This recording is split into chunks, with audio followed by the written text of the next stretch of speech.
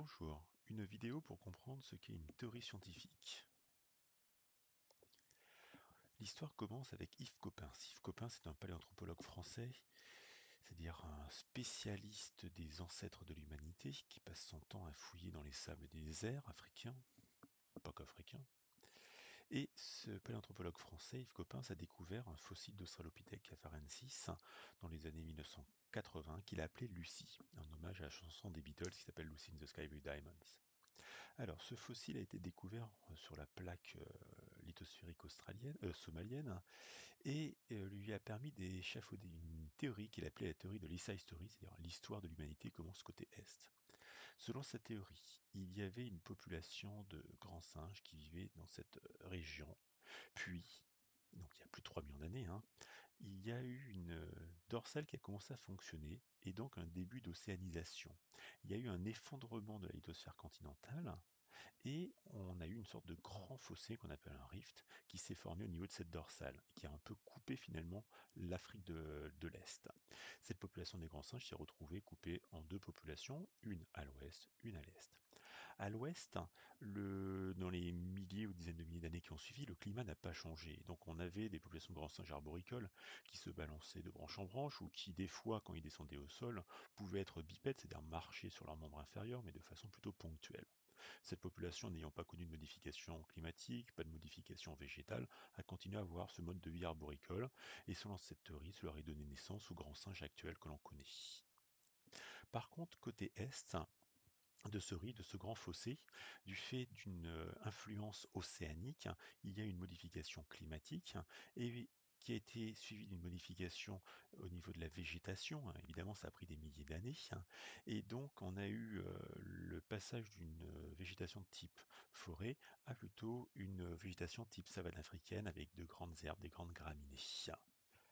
Et donc, la population de grands singes qui était ici s'est retrouvée dans une végétation ou si elle était quadrupède, elle marchait à quatre pattes, puisqu'elle ne pouvait plus se balancer de branche en branche, elle n'arrivait pas à être au-dessus de ces végétaux, et elle n'arrivait pas à voir ni les prédateurs, donc ne pas être mangée, ni à voir les proies pour les manger. Et selon cette théorie, il y a des individus qui ont eu une mutation, qui a entraîné des modifications au niveau de leur morphologie, de leurs caractéristiques, de leur squelette, et elles ont pu être bipèdes permanentes, c'est-à-dire qu'elles pouvaient marcher beaucoup plus longtemps sur leurs membres inférieurs. Et le fait d'avoir cette position bipède leur a permis de voir au-dessus des graminées, au-dessus de ces hautes herbes, de voir les prédateurs et leur permettre d'échapper à la prédation, de ne pas être mangés par des grands fauves par exemple, mais aussi de voir les proies et de mieux manger.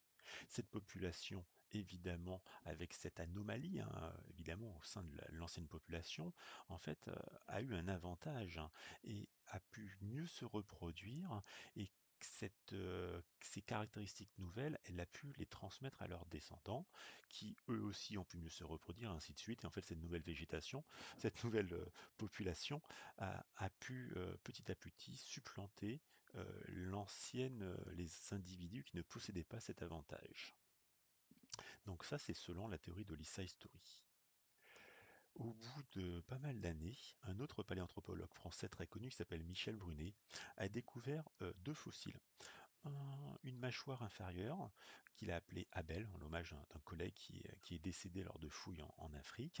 Et Abel était âgé, estimé au niveau de l'âge, la population, l'individu Abel vivait il y a environ 3 millions, 3 millions d'années.